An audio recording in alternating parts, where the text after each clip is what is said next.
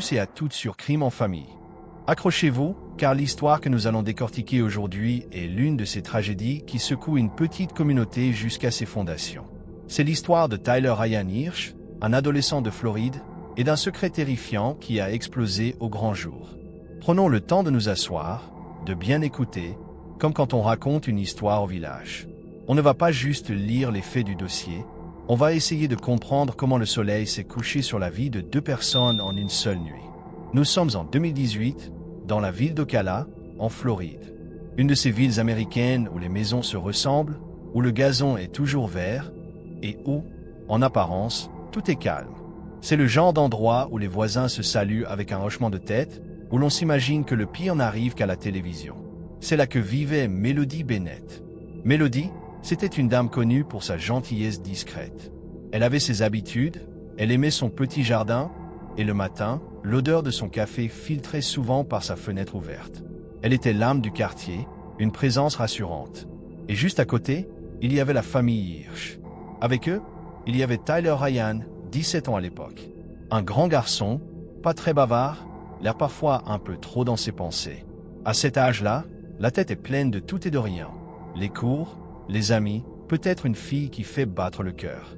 Un jour de mars 2018, le calme habituel du quartier s'est brisé. Ce matin-là, les proches de Melody Bennett s'inquiètent.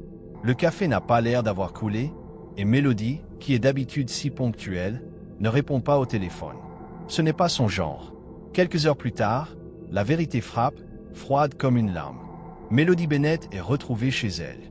Elle a été poignardée. L'image est terrible, la maison sens dessus-dessous, l'horreur dans l'air. Le quartier est sous le choc.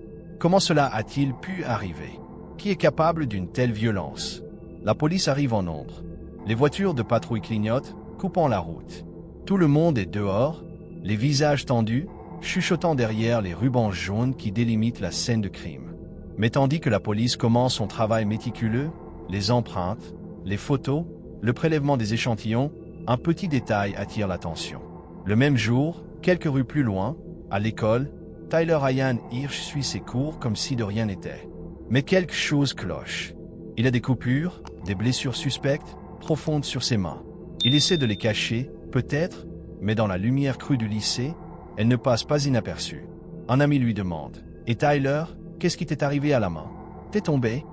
Tyler marmonne une excuse vague. « Non, rien, c'est juste un accident en bricolant, laisse tomber. » Mais les regards insistent et l'information remonte. Un voisin, un policier ou un simple ami qui a vu le désastre chez Melody fait le lien dans sa tête. Le meurtre horrible et cet adolescent, le voisin, avec des blessures fraîches. Le doute s'installe, lourd comme un ciel d'orage. La police d'Ocala n'est pas stupide. Le jeune homme est le voisin de la victime, il est blessé le jour du crime.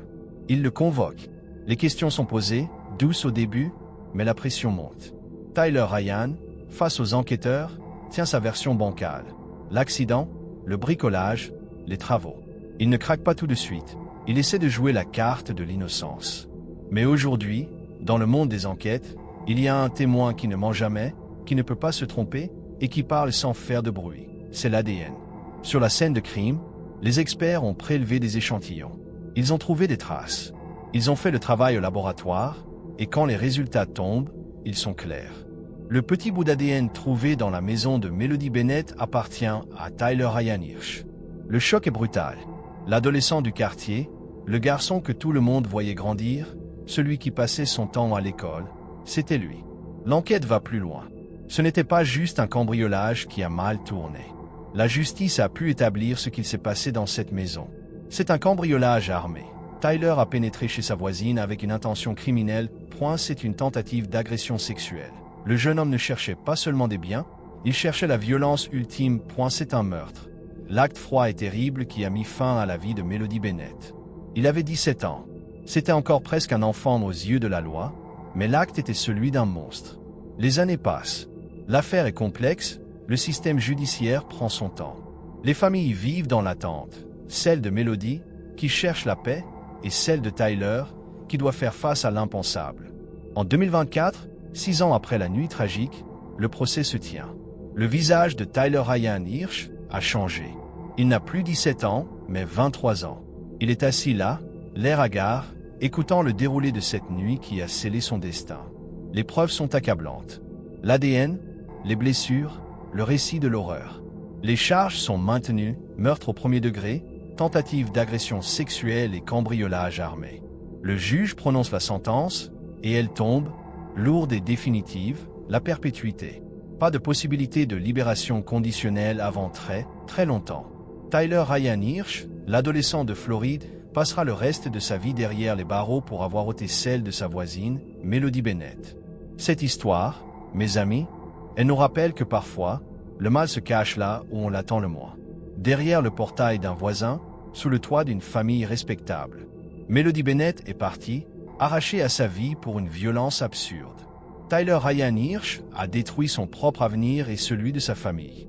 Il n'y a pas de gagnant dans cette tragédie, juste une douleur qui ne s'éteindra jamais dans le quartier d'Ocala. C'est une affaire qui nous montre la fragilité de la vie et la puissance de la justice quand l'ADN parle enfin. Et voilà l'histoire de Tyler Ryan Hirsch et Melody Bennett, racontée sans filtre. Si ce récit vous a touché, si vous voulez continuer à décortiquer ces histoires vraies avec nous, n'oubliez pas, abonnez-vous à la chaîne Crime en Famille, activez la cloche et partagez la vidéo. On se retrouve très vite pour une nouvelle enquête. Prenez soin de vous.